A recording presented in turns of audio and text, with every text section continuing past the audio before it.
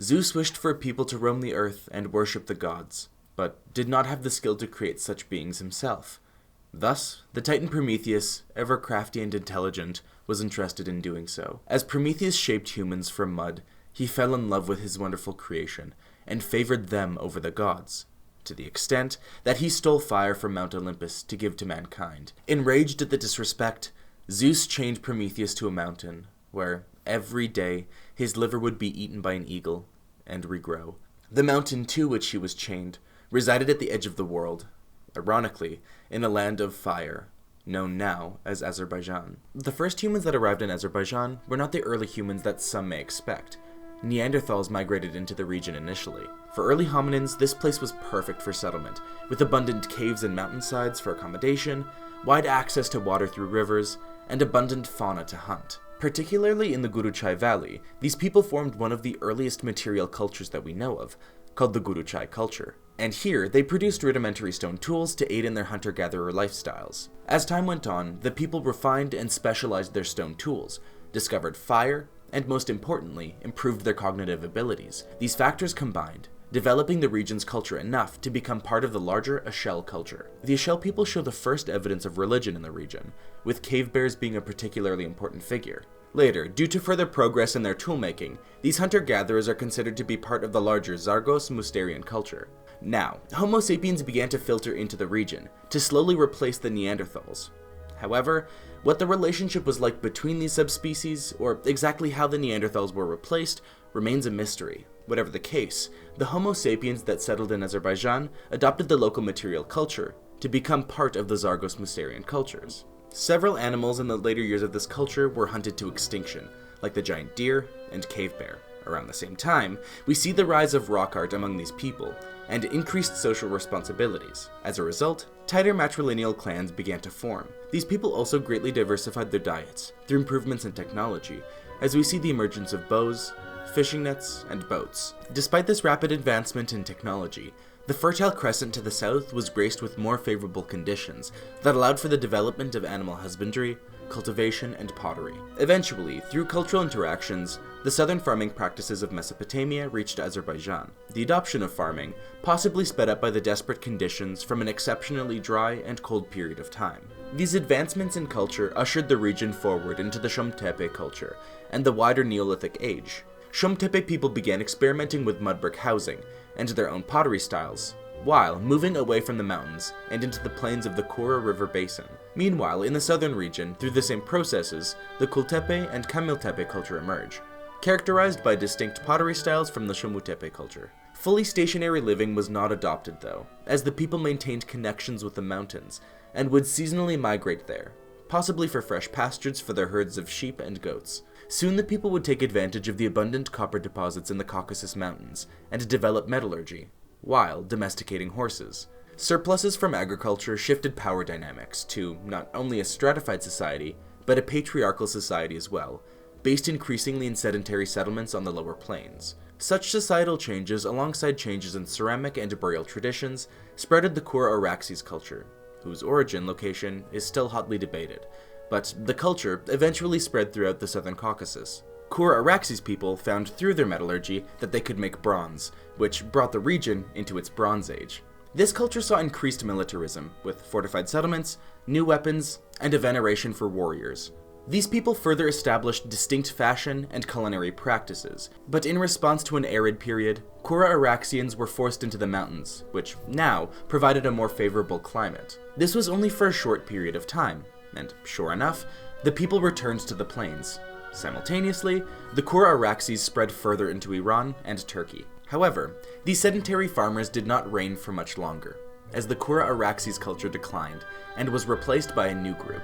There has yet to be solid evidence uncovered as to what truly happened to the Kura Araxes culture in Azerbaijan, but the theory I find the most plausible is a violent one. The rapid abandonment and radical cultural shift, alongside increased militarism in the Kura Araxes culture, may suggest a conflict between this culture and a foreign group. Either way, the Kurgan culture that succeeded the Kura Araxes culture was focused on a mobile pastoral living, and were very different in their pottery styles and funerary traditions, that are more like those of the northern Caucasus.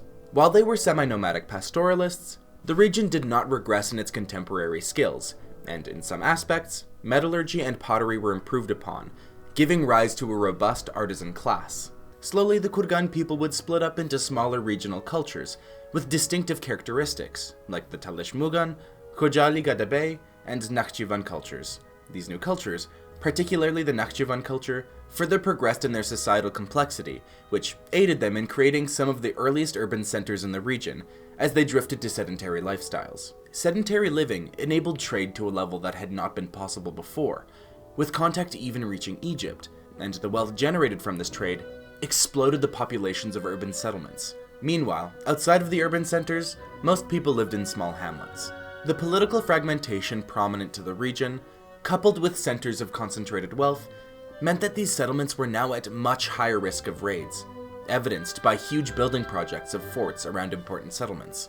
Ease of access to metals in Azerbaijan facilitated the mastery of metalworking, and the practice became central to many successful settlements. So, it is no surprise that iron was independently discovered here. Nakhchivan benefited highly from their geographical position, profiting off of the trade routes between the Mesopotamian civilizations and the people of the Caucasus. However, these trade routes also attracted the eyes of the Urartu, a kingdom that had recently formed around Lake Van. Urartu conquered eastwards and annexed the lands of the Nakhchivan people. After, in the fertile valleys of the region, they built irrigation systems to feed the burgeoning Urartu kingdom. All the while, in the North Caucasus, the Scythians had been expanding into the lands of the Cimmerians.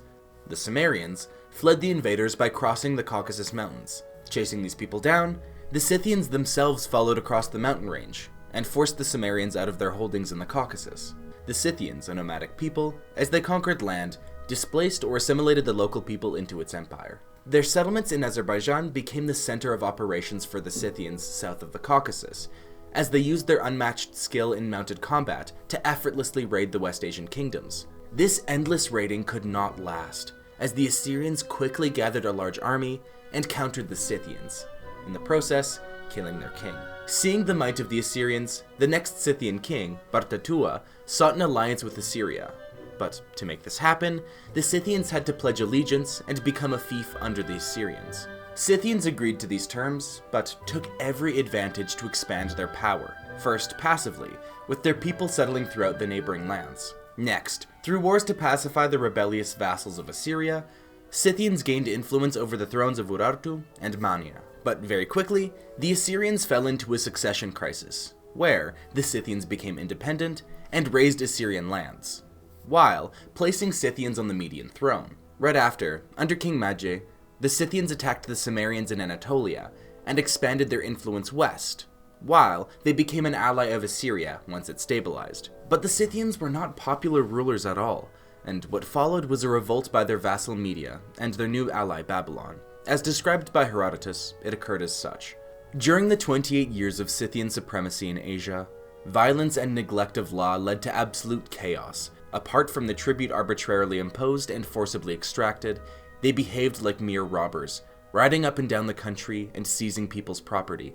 At last, a king of the Medes invited the greater number of them to a banquet, at which they made them drunk and murdered them, and in this way recovered their former power and dominion. A large number of Scythian nobles were killed, and all influence these people had over Asia crumbled, as those who remained after this massacre fled home or were incorporated into the Median Empire. Azerbaijan was left in a power vacuum, with the Medians focusing on other directions of expansion, and records of this area of the world would fall into obscurity. Many nomadic tribes came to fill the gaps in what the Scythians left, of which the most important to us are the Albani tribes, who may have allied themselves to the Medians and protected their northern border. What we know for sure is that after the Achaemenid Empire gained control over the Median Empire, the Albani would become part of this new state. How this most likely happened is during the time of Cyrus the Great of Persia, the people that lived in Azerbaijan swore fealty or experienced cultural pressure until Azerbaijan was slowly incorporated into the powerful Persian kingdom.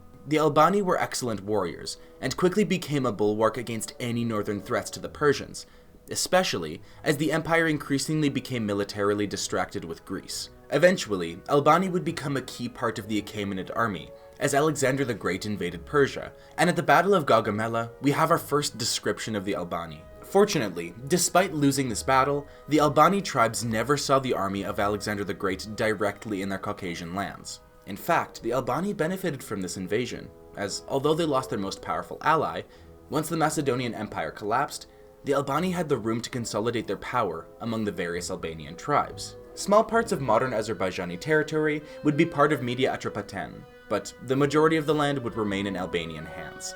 And once again, Azerbaijan falls into historical obscurity, every once in a while being visited by various, often Greek, explorers. Around this time, the internal struggle for power of the Albani was won, and the tribes of Caucasian Albania were united under one king. Armenia, which had recently gained independence from the Seleucids, hungered to expand its borders, and the Albani were quickly attacked, where they lost significant territories. Soon after, the Albanians were threatened once again by the Armenians, and possibly through conflict or intimidation, the Albanians became a vassal of Armenia. This could not have been worse for the Albanians, as they were now pulled into a war alongside their ruler against Rome. They fought in the decisive Battle of Tigranakert, which was soon followed by the capitulation of the Armenians. Because Armenia was now ruled by the Romans, the Caucasian Albanians were liberated.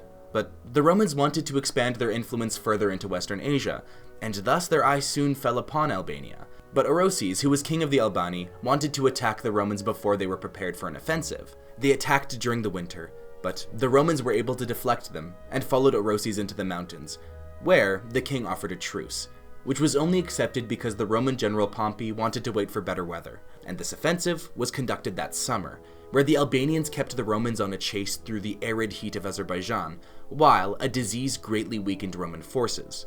But through deception, Romans were able to surround the Albanian cavalry and destroy the pride of the Albanian army. Afterwards, the Albanians offered a peace, and the Romans, not wanting to continue to slowly waste away in the Caucasus, accepted. However, for the Albanians, allegiance was fluid, and so they drifted away from Roman dominance. Albanian sovereignty would be tested once more by Rome, who wanted to invade Parthia, but to secure their rear from a surprise attack by the Albanians, they declared war on them. The Romans invaded with about 100,000 men, and clearly the Albanians stood no chance. Here, they were forced into Roman suzerainty again, and just as quickly, they started acting independently. The Alans to the north of the Caucasus began raiding south, and as many major passes through the Caucasian mountains went through Albanian territory, they suffered greatly at the hands of these raids. Romans would also be victims of Alanian raids, which made Emperor Nero plan an invasion of Albania to annex the kingdom and secure the routes through the mountains, but he died before his plans could be realized. Under continued attacks by the Alans, the Albanians sought the alliance of Rome, who happily accepted, also wanting to stop the raids. This is where Rome began influencing Albania culturally, until the nobility was sufficiently Roman sympathetic. Emperor Trajan was even able to get the Albanians to offer vassalization. Increasingly, the Albanian people moved away from their semi-nomadic lifestyle and started establishing more cities based around the lucrative Silk Road that began to pass through Azerbaijan, bringing exorbitant wealth. The history remains murky here, but Albania would be the scene of intense competing influences between the Persians and Romans, until the Arsacid dynasty of the late Parthian Empire rose to power in an independent Albania. Emperor Shapur II of the Sassanid Empire demanded that the Arsacids of Albania accept Sasanian suzerainty, and seeing no other option, Albania accepted, quickly becoming very loyal allies afterwards, often being seen in the various Sasanian military campaigns. Huns to the north began to threaten the Sassanids, so with the nomadic raids of the Alans still fresh in Persian memory, the Maskud people were allowed to establish a kingdom along the Albanian Caspian coast as a buffer. All the while, Christianity had been creeping into Albania from Armenia. Eventually, the king Urnayr himself was converted, and he declared Caucasian Albania a Christian nation, swiftly giving rise to the Albanian church while maintaining relations with the Sassanids. Urnayr had the right idea, as soon the Sassanids and Rome agreed to a partitioning of Armenia amongst them and their allies, and in the ensuing peace, Albania was returned lands they had lost, and they were even given their Caspian lands back. Albania would now be trusted as the Sassanid defense against the growing threat of the Huns, but the Sassanids were more worried about the ongoing Christianization of Albania. Yazdegerd II, the king of the Sasanians, while originally tolerant of the Christians, knew that Albania could turn against him in conflicts with now Christian Rome. So, he called upon the rulers of his nation, including Albania, for a meeting. Here they forced the kings to convert to Zoroastrianism, which was very unpopular. Unrest ensued throughout the Sassanid Empire, but not in Albania, which decided to wait it out. Their time came as Yazdegerd II died, and his succession fell into crisis between three of his sons. Albanian King Vace II revolted, hoping to gain independence and secure his faith. Initially, the revolt was quite successful, as the Persians were too distracted, and even when the Sasanian succession was safe, the Albanians hoped that they were too weak to field a sufficient army. They may have been correct, but the Huns were called upon to attack the Albanians unexpectedly, causing severe damage and leading to the death of Vace II. In this weak state, Albania was revassalized by the Sasanians. Anti-Christian policies had to be reeled back, as the Sassanids feared a worse outcome if they continued, which allowed for the next king of Albania, Vachagan III, to devote his reign to Christianity. He established schools to teach the faith, and discriminated against other religions to propagate Christian beliefs. Yet, local independent rule would not last once Vachagan died, leaving no successor. The Sasanians appointed a king from their ruling family, making Albania a junior partner. Under the Sassanids, fortifications were completed in the Caucasus, most importantly, the Wall of Derbent, which protected the vulnerable Derbent Pass from threats of nomadic raids through the mountain pass. This wall stretched for 70 kilometers, from the Caspian Sea to the Caucasian Mountains, and was constantly defended by a Sasanian frontier guard. When the Sasanians were involved in a war with Byzantium, the Byzantine Emperor Heraclius marched into the Caucasus with a large army. Heraclius hoped to take advantage of the large Christian population, but, unsuccessful, dug in positions in Armenia, from where Byzantium allied with the Khazars, who joined the war. Hearing of this, the Albanians and Sasanians went to work fortifying Azerbaijan and preparing for the Khanate's offensive. Reaching the northern border of Albania, the Khazar armies threw themselves at the Derbent Wall, and somehow broke through, claiming the settlement of Derbent as their own. Albanians were not willing to give in that easily, though. They resisted the army in Albania, and the Khazars wavered in their morale and fled home. A presence was maintained in Derbent, from where the Khazars influenced the Albanians and demanded payments. Turmoil continued as the Sassanids had to redirect their focus towards the invasion of Arabs from the Arabian Peninsula. In fact, a large force of Albanians was sent to aid in the war. Here the Albanians proved themselves as impressive warriors, but even in their victories, they saw the inevitable collapse of the Sassanid Empire, and eventually returned to Albania to prepare for the worst. While the Sassanids were distracted, Javanshir, king of Albania, expanded his influence southward and opened dialogue with the Byzantines, through which they became allies. But Javanshir also had to prepare for the inevitable Arab invasion.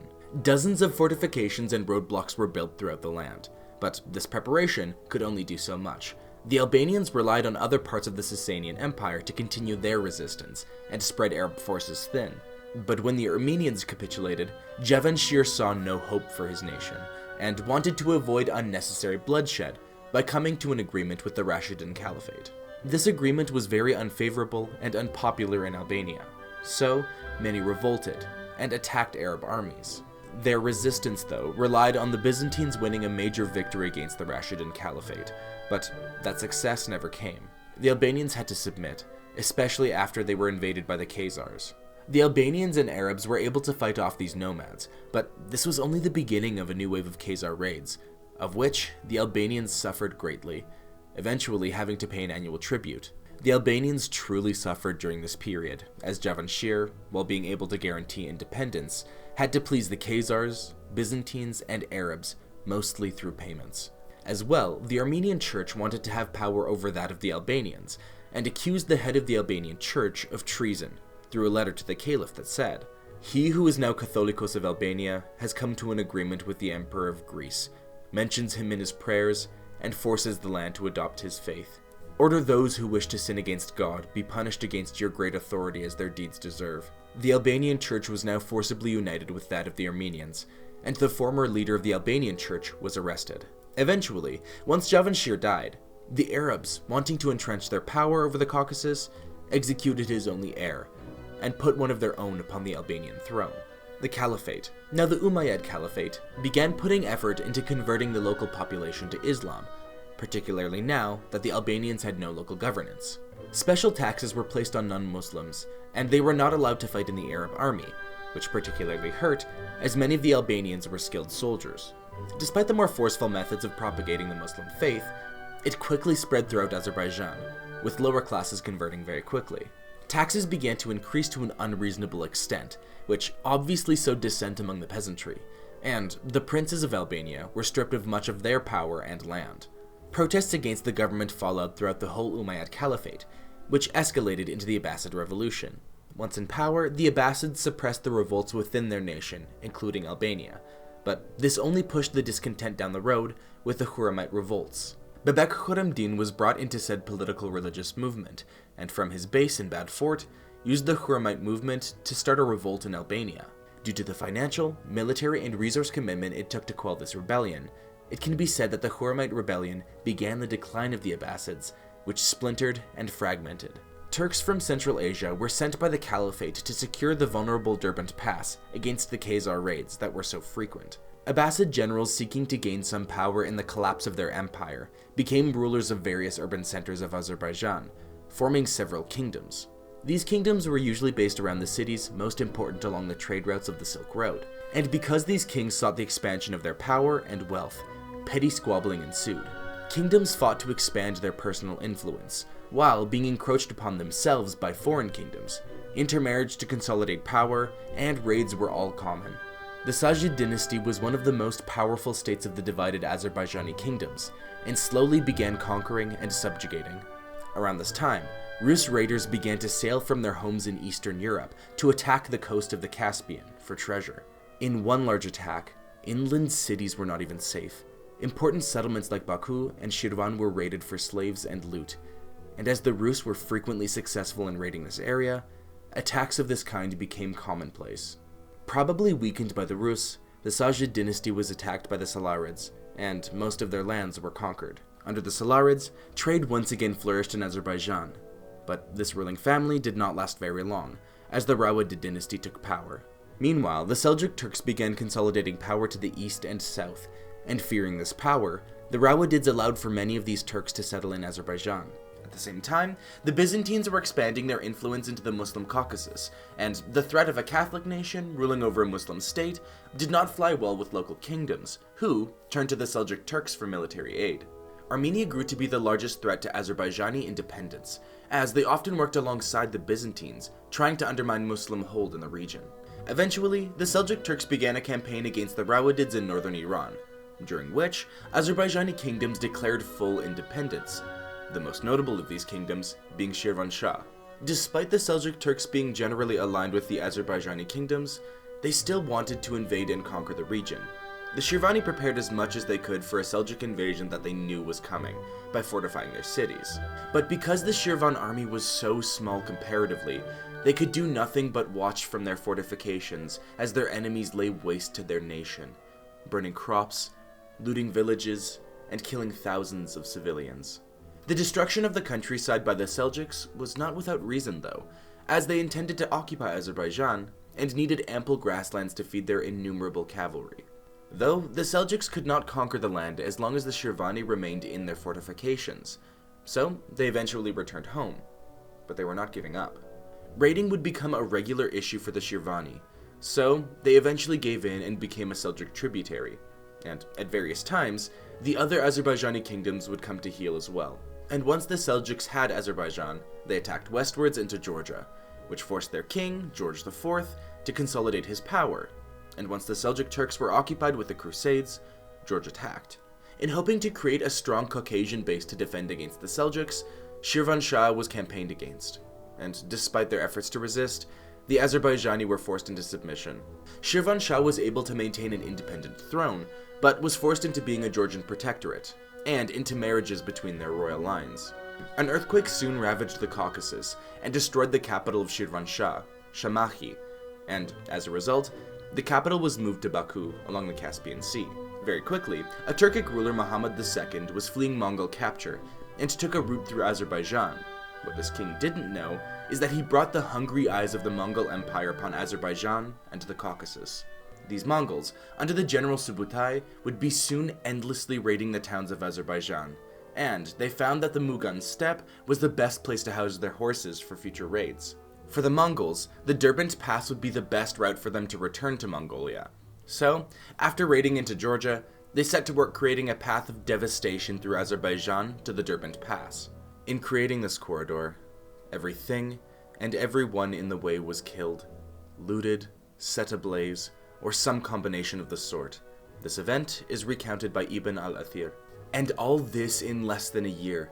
This has never been known. Having finished with Azerbaijan and Iran, they went to Derbent of Shirvan and captured its cities. Only one fortress survived, where the king of Shirvan was. The fort that they speak of was at Derbent, which was able to withhold the Mongol attacks and forced them to take a more risky path, and the detour inflicted heavy casualties on the army of Subutai. The Mongols did not control the land that they had destroyed. This attack was purely to collect information for future invasions.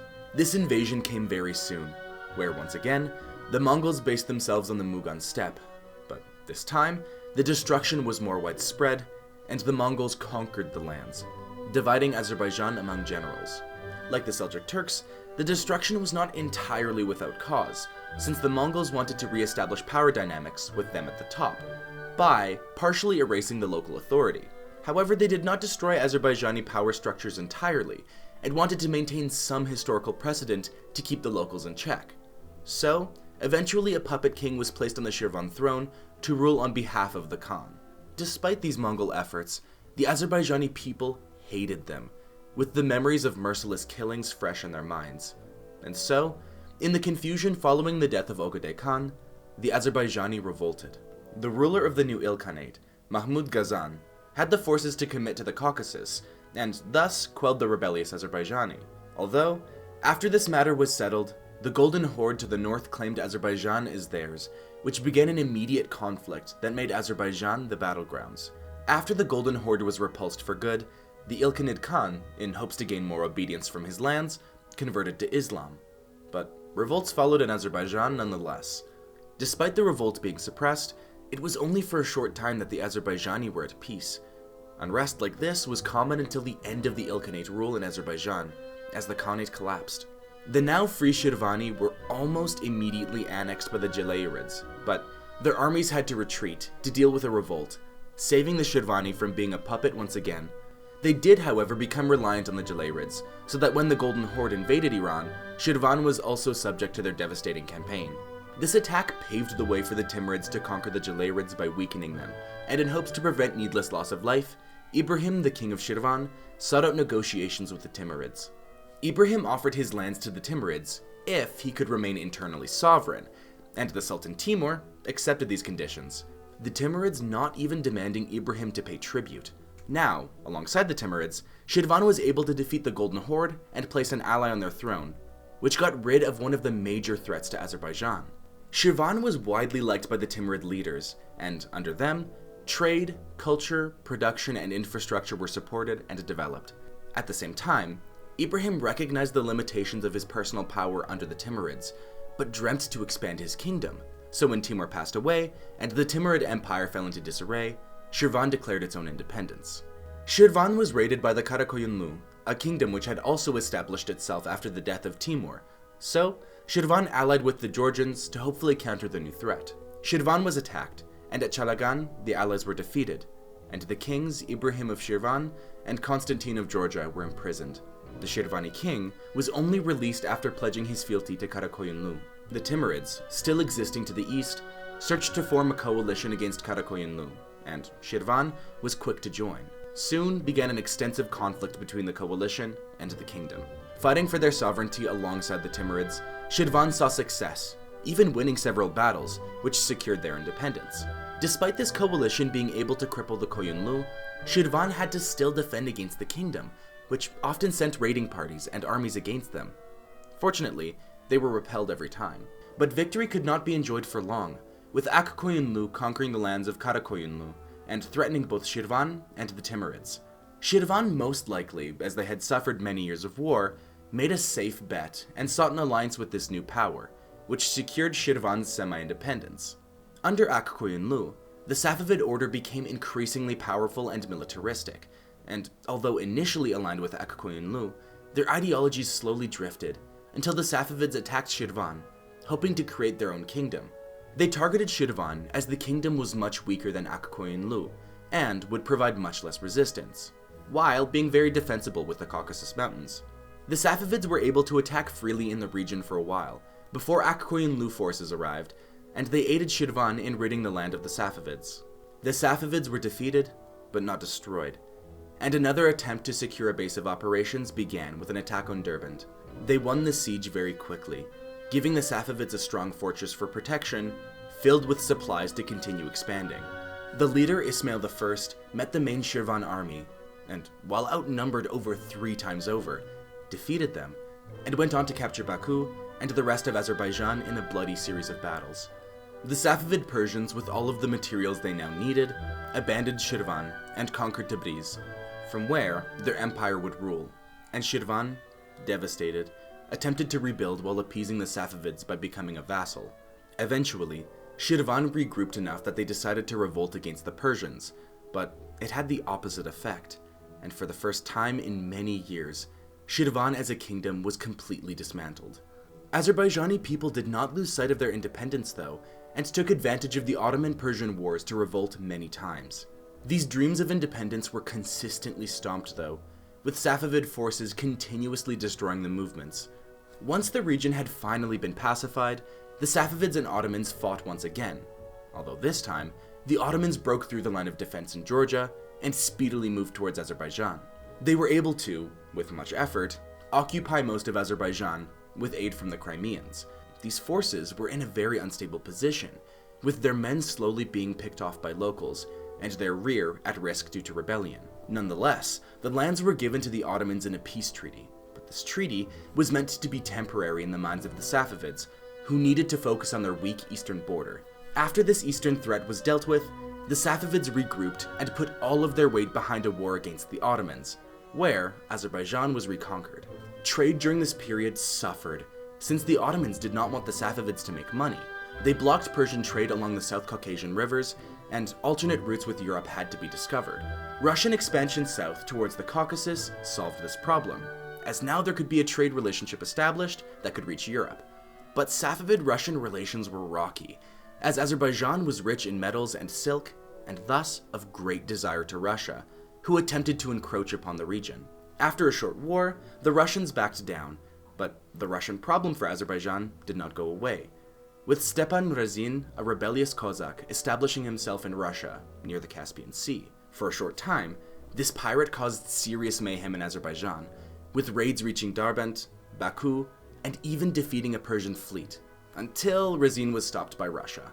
Shah Sultan Hussein found that the treasury of the Safavid Empire had run dry, and so began increasing taxes that led to a massive protest in Azerbaijan. These protests could not be stopped by the Shah, and they soon spread throughout Azerbaijan. Notably, Haji Davud became a central leader of the resistance, in later years, conquering many Azerbaijani cities. Haji declared the independence of the Khanate of Shirvan as he secured his power in Shamahi and tried establishing formal relations with other nations. Meanwhile, the Safavids generally became very unstable, and because of this turmoil, the eyes of other nations fell upon Persia, hoping to cut a slice for themselves. Both the Ottomans and Russia saw Azerbaijan and the South Caucasus as a perfect route of expansion, but the Russians saw that Haji Davud appealed more to the Ottomans than themselves. So, Tsar Peter I gathered a force and marched towards Azerbaijan, proclaiming that they were coming to save their Christian population from the Muslims. This claim, supported by the fact that some Russian merchants were killed by rebels. The Russians marched south and took Derbent, but as Sweden threatened Russia with war, Peter returned to his capital with most of his men, delaying the attack for some months, while troops from elsewhere in the empire came. Most important to the Russians was Baku, as it was the main port from which most of the goods from India and Persia flowed, and the peninsula where it resided was rich in oil. Baku's importance is described by the Tsar himself in a letter to his commanding officer of the Caspian campaign. Go to Baku and conquer the city with the help of God, because it is the key to all of our business, and the protection of this place is of the utmost importance, because we are doing everything for it. Russian troops captured the entire western and southern coast of the Caspian with little effort, and began incorporating the lands into the Russian Empire. This victory sprung the Ottomans into action, as their influence in the Caucasus was now waning. Ottoman troops quickly invaded the Western Caucasus to compete with Russia, and slowly moved eastward, expanding their influence over more and more of Azerbaijan, while Russia slowly moved west. Meanwhile, the Safavids were able to stabilize their nation and regrouped their army, with the military leader Nader Shah Afshar tasked with regrouping lost Safavid lands. He demanded the Ottomans give back recently annexed lands, and after a short war, Western Azerbaijan was returned to the Safavids. At the same time, he brokered a deal with Russia where they would have to leave Caspian Azerbaijan. But to fund the various subsequent military actions uniting the Safavids, taxes were hiked on peasants, and Azerbaijan was a major source of ensuing unrest. And as the Shah died, several Azerbaijani Khanates declared independence. A regional struggle for power ensued, with various wars and constantly shifting alliances and enemies. The Khanates also sought to secure their independence by siding with either Russia, Iran, or the Ottomans. After Qajar Iran stabilized, they began to work on restoring previous glory. In the Caucasus, Shah Aga Muhammad Khan began with an invasion of Karabakh. The Karabakh Khanate allied with Georgians and repulsed an initial attack, and during the second attack, as the population was outnumbered, they slowly picked at the attackers' forces, hoping to win a war of attrition. Morale suffered in Iranian soldiers, so the Shah moved on. But on his third invasion of the Khanate, Karabakh was forced into a pitched battle that they could not win. Thus, the Khanate was subordinate to Qajar. Feeling threatened in their southern influence, Russia immediately mobilized against the Kuba Khanate along the Caspian Sea, and Russian forces were able to occupy the Khanate until a new Tsar came to the throne. Paul I, the new Tsar, recalled his forces to be regrouped elsewhere, putting an end to the occupation before it could be incorporated into Russia proper.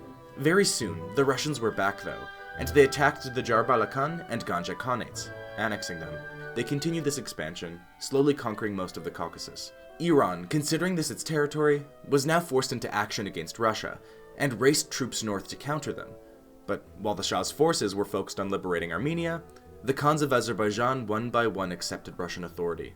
Because of the brutality with which Russia treated the Azerbaijani, rebellions occurred throughout the region, which would begin to be supported by Iran and the Ottomans.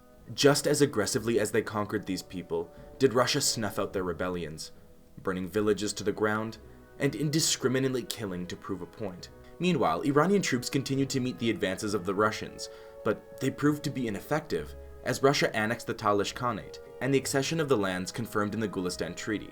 Due to the ongoing Napoleonic Wars, focus on these newly conquered regions was insufficient, but slowly, the local power structures and governments were replaced by Russian military officials.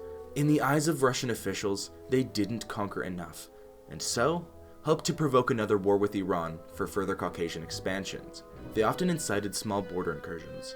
Iran also wanted to continue war, as they felt they just needed to regroup to contest Russia, and eventually, hostilities erupted once again, leading to the annexation of Nakhchivan, the last independent Azerbaijani Khan. The Iranians were forced to concede Azerbaijan and revoke any claims they held in the region, which made many Nakhchivans flee to lands friendlier to Muslims. Meanwhile, the local populations remained unfriendly to the Russians, and often interfered with their interests through constant revolts. So, the empire began resettlement plans. Along this line of thinking, Ivan Paskovich, a military leader involved in the region, is quoted in saying, "We can always find settlers who are more loyal to us than Muslims, who are absolutely unreliable due to their religion and inclination to raiding." Early on, small settlements were established by German colonists and missionaries, but now that the Russians had more administrative control in the region, they were able to invest in their demographic policies. Populations were shuffled, and Muslims were pushed to settle elsewhere in the Russian Empire, while the Russians created enclaves of Armenians, particularly from Persia and the Ottomans. Most of the settlements would be established in the Karabakh and Nakhchivan regions. But soon, the Armenians fell out of Russian favor, and Armenian resettlement was abandoned. This was done in favor of Russian resettlement, which would further guarantee Russian interests in Azerbaijan, and this Russification was done with the intent of greater centralization. To this end, the Caucasian Viceroyalty was created, and Muslims were greatly discriminated against in its policy. Part of this new direction in Azerbaijan was the development of its industry, so that the lands devastated by years of war, oppression, and demographic change could bring wealth to the Russian crown. To further this endeavor, the colony was industrialized, with great leaps seen in the oil, salt, silk, and mining industries. Baku was of special interest, with an important trade port and easy access to abundant oil fields and salt lakes. Factories and processing plants sprung up throughout Azerbaijan as capitalistic tendencies took hold in Russia. This promoted migration into the region, with tens of thousands arriving looking for work and profit from this new production boom. Meanwhile, modern farming practices were introduced, and cash crops like tobacco and cotton began to be cultivated. Infrastructure was expanded to facilitate the movement of the goods, with several railways and pipelines being produced. Production did, however, create an economic division between the Russians and local populations, as most of the wealthy factory owners were Russian, or at least Christian. The Azerbaijani now had increased access to education through their Russian colonial rulers, and these educated writers and scholars began promulgating nationalism. This new nationalism and national culture of Azerbaijan can be defined by the philosopher Ali Bey Hussein Zaidi in three important aspects: Islamic faith, Turkic ethnicity, and European identity. These ideas were adopted by urban Azerbaijani readily, as Muslims were increasingly discriminated against, especially in Baku, where half of the world's oil was produced at the time, yet the Azerbaijani themselves were impoverished. These divisions were exacerbated by an economic crisis in Russia, but as protests began, they became an ethnic rather than economic issue, and the anger was directed towards the Christian Armenian population instead. These protests devolved into ethnic attacks and killings, but in service of no personal biases, it is important to note that the start of this inexcusable violence is unknown. Some say that the Russians propagated anti-Armenian sentiment among the Azerbaijani to avoid the workers' ire themselves, and others rest the blame on either Azerbaijani or Armenian instigators. Nonetheless, this violence spread throughout many parts of Azerbaijan, and the Russian government chose not to intervene, as entire villages were abandoned and thousands were killed. Tensions eased as constitutional changes allowed for Muslim populations to have some sort of representation and say in their own governance. All the while, the Ottomans had never really renounced their claims to Azerbaijan, and now that it was fairly industrialized and produced significant wealth for the Russians, Ottoman interests were reignited. So with the onset of World War I, Azerbaijan was a priority of the Ottomans, but they could not get there, as the Russian army, and their own lack of preparation for Caucasian fighting, destroyed Ottoman offensives. The Azerbaijani barely participated in this war, partly due to the systemic injustices they continued to face, and also because Muslims were not allowed in the Russian military. Russians feared an armed rebellion of the Azerbaijani, so they did not train them as soldiers, and so the most that Azerbaijan contributed to the war was in material resources, militarily educated officers, and laborers behind the front. Due to the proximity of Azerbaijan to the front lines, they consistently housed injured soldiers, but with an already struggling population because of famine, and so many men and resources being directed towards the war effort causing economic strife, the nation could barely handle the stress of caring for these soldiers. Fortunately, soon the Russian Revolution began, and the Russian military was pulled from the region to deal with the Bolsheviks. In the following confusion and lack of Russian authority, the Caucasian viceroyalty was restructured and given various directives, until it declared independence as the Transcaucasian Federative Republic, after the Soviets took power in Moscow. Transcaucasia was supportive of the Soviets, and many Christians in Azerbaijani cities took to arms on the side of the Bolsheviks. These people saw the local, more moderate Muslims as counter-revolutionary. A massacre followed, being seen as one of the few ways to maintain Bolshevik control in Azerbaijani cities, with atrocities being particularly brutal in Baku, which soon after declared independence as the Baku Commune. This commune saw itself as part of the Soviet state, and wanted Baku to be a stronghold, from which the Soviets could expand into the Caucasus once they were ready. After a short time, the Transcaucasian Republic began imploding, and Azerbaijan declared independence as a republic, and Muhammad Amin Rasulzadeh was elected Azerbaijan's first president. Being shown through blood what would happen to Muslims if they maintained ties with the Soviets, Azerbaijan sought Ottoman help to rid themselves of the Bolsheviks in their nation. The Ottomans wanted to create their own puppet state in the Caucasus, and the Azerbaijani were the perfect place to start, as they already had Ottoman leanings from being Turkic and Muslim. So obviously, the Ottomans were ecstatic at the request of the Azerbaijani, and the Caucasian Army of Islam was formed and sent to Azerbaijan, to be bolstered by locals as well. This force moved towards Baku, defeating any Bolsheviks that tried to halt them, while Baku dug in, preparing for the attack. They even invited a small British force, who didn't want the Ottomans to have access to Baku oil. The Army of Islam found its momentum halted by the Commune, and in several attacks on the entrenched positions, the armies exchanged vicious casualties. The Bolsheviks feared the reprisals for earlier killings of Muslims, And so, as both forces were engaged in one final battle, the commune fought with ferocity, but it was not enough, and Baku would fall. The Bolsheviks were correct in their assumptions of retribution, and many of the non-Muslims, both combatant and non-combatant, were slaughtered in return. But now Azerbaijan was unified and independent. Soon enough, a peace was signed between the Ottomans and the Entente. Withdrawing Ottoman forces from Baku was one of the clauses, and soon enough, the troops were recalled. Factionalism and infighting followed between the various parties of the government, making Azerbaijan very unstable. At the same time, Azerbaijan had to contend with Armenian incursions. For the Soviets, Azerbaijan was now vulnerable and ripe for the taking. They simply marched south and took Baku, and formed the Azerbaijani SSR. Immediately under the Soviets, the country was further industrialized, as the resources of Azerbaijan began to fuel the ongoing Russian Civil War. At the same time, there was significant confusion over Karabakh, as by this time, there was a large Armenian population there, from Russian resettlement and natural diffusion. Both Azerbaijan and Armenia claimed the lands as their own. But for now, the issue was settled by giving authority to Azerbaijan, and within Azerbaijan, Karabakh became the Nagorno-Karabakh Autonomous Oblast. Soon, the Azerbaijani SSR would be merged into the Transcaucasian Soviet Federative Socialist Republic that went to work enacting Bolshevik secularism by destroying mosques and suppressing Muslims. Soon enough, Transcaucasia was dissolved, and Azerbaijan was recognized as its own SSR again. Azerbaijan was further Russified, as Russian became the language of the government, and since Azerbaijan was an agricultural center of the Caucasus, much effort was put into collectivizing their farms.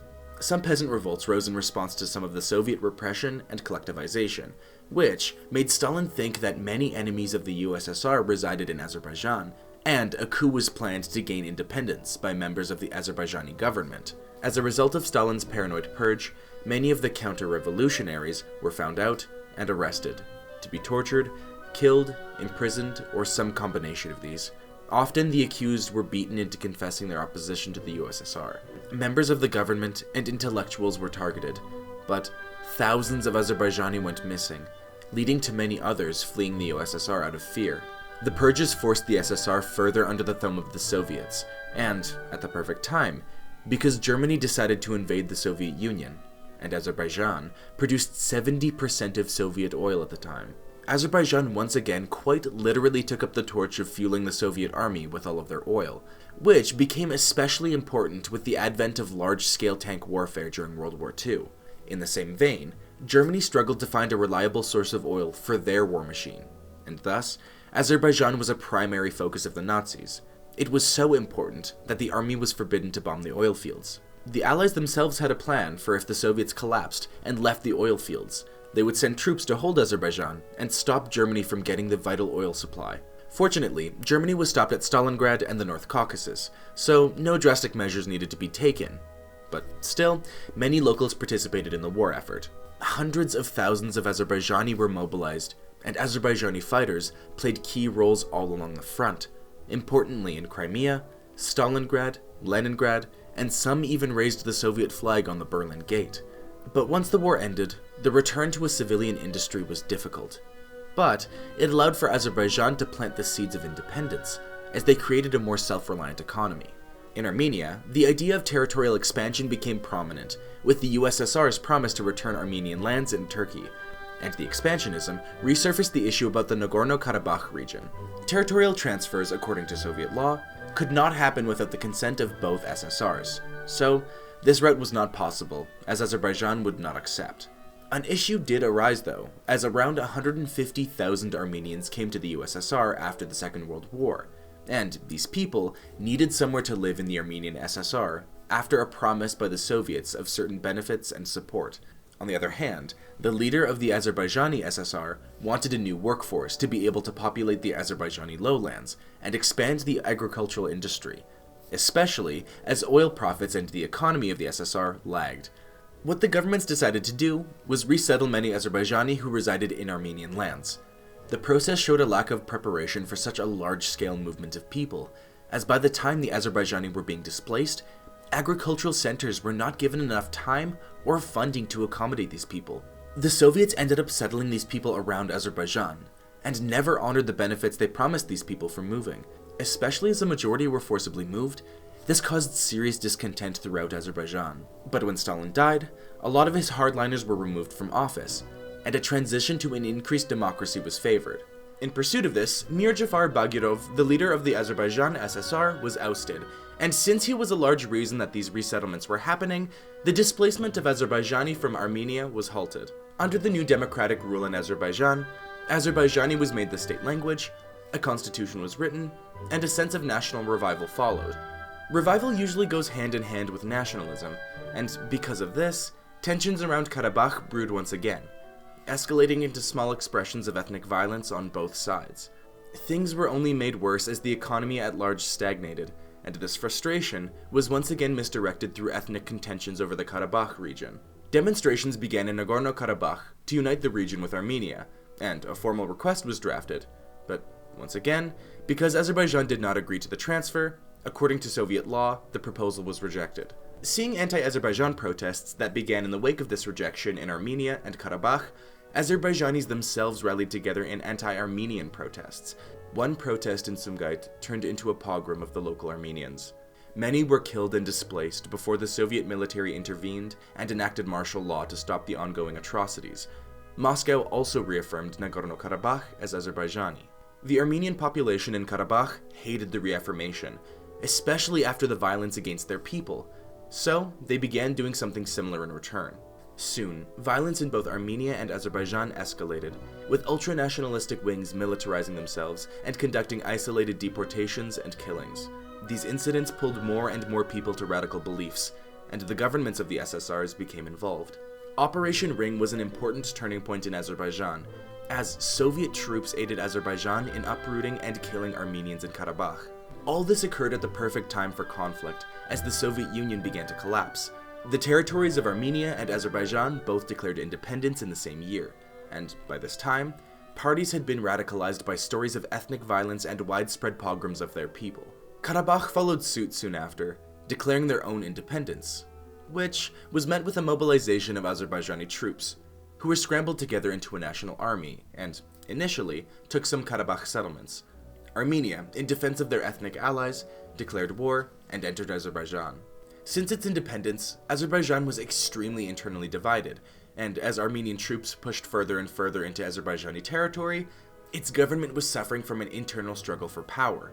This weakened Azerbaijan's fighting capabilities, and they were pushed from a corridor connecting Armenia to Karabakh, after which, a majority of southwestern Azerbaijan was occupied.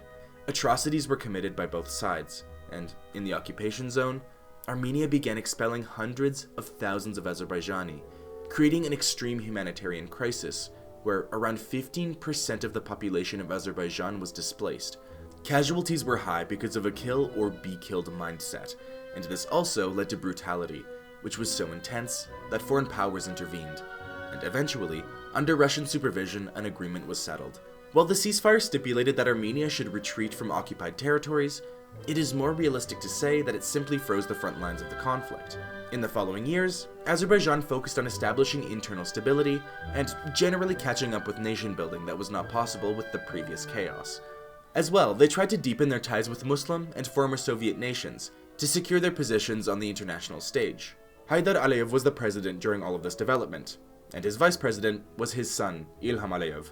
So when Haydar died and his son was elected, people were uneased by the seeming hereditary presidency. Investigations produced little evidence of fraud, and Ilham went on to oversee an oil boom that allowed for a modernization and development of the Azerbaijani army. So now, sporadic clashes began to occur along the front lines of the Nagorno-Karabakh conflict. Ilham made amendments to the constitution, securing himself in power, and the president began cracking down upon political opponents. In his bid for his third term as president, Ilham accidentally released the result of the election before the polls even opened, but by this time, he had tied himself enough to other nations that the disregard for democracy was fairly ignored internationally. Now the military attacked Armenian forces in Azerbaijan twice, with these being the largest attacks since the ceasefire was signed, and it allowed for Azerbaijan to regain some of its occupied lands. During these attacks, Turkey became increasingly invested in this conflict, saying that Azerbaijan and Turkey are one nation, two states. Thus, Turkey began aiding Azerbaijan's military more and more. Clashes continued to escalate until war was fully declared, with an Azerbaijani offensive spearheading the southern front.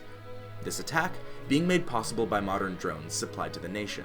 Once the city of Shusha was captured, a ceasefire was declared, and the lands occupied by Armenia were seceded back to Azerbaijan, along with the areas of Nagorno-Karabakh that they had advanced into during the war. A ceasefire was reached under Russia's supervision, and a corridor from Armenia to Nagorno-Karabakh to secure supplies for the people was enforced, and peacekeeping troops were sent to maintain the peace. Tens of thousands of people in Nagorno-Karabakh annexed regions were displaced, and because of an intense informational war, paired with the swift victory, caused a lot of ultranationalism in Azerbaijan. So, riding this high, and justified through false maps, Azerbaijan's military advanced into Armenia, and Ilham went so far as to claim the entirety of Zangezur for Azerbaijan. As usual, Russia acted as a mediator between Armenia and Azerbaijan, but this did not stop the increasing violence, mostly instigated by Azerbaijan. It helped a lot that soon, what little presence Russian peacekeepers maintained within these nations was mostly pulled out to aid in their Ukrainian invasion. This signaled to Azerbaijan that Nagorno-Karabakh was vulnerable, and so closed off the aforementioned corridor secured by Russian troops to blockade the region. This was done under the pretense that Armenia was arming the population there, and while some humanitarian aid has been able to make it through, the siege has been devastating on the local population. The situation as of yet remains unresolved, and the people of Nagorno-Karabakh struggle more as the blockade continues. Sadly, only time will tell how this ongoing crisis will resolve. And that was the state of the nation of Azerbaijan.